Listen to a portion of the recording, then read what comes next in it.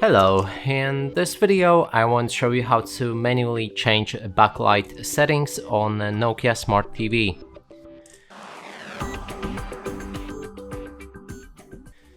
And to do this we'll need to click on this 3 lines button on our remote, then move to the right so you can find the settings, enter them and then select device preferences. Now go for the picture. Here in the picture mode, make sure that you're using user settings, otherwise it won't be possible to change the backlight slider. Enter it and then you'll be able to adjust this setting using a slider. And that's it for this video. Hope you like it. Please consider subscribing to our channel, leave a like and a comment below.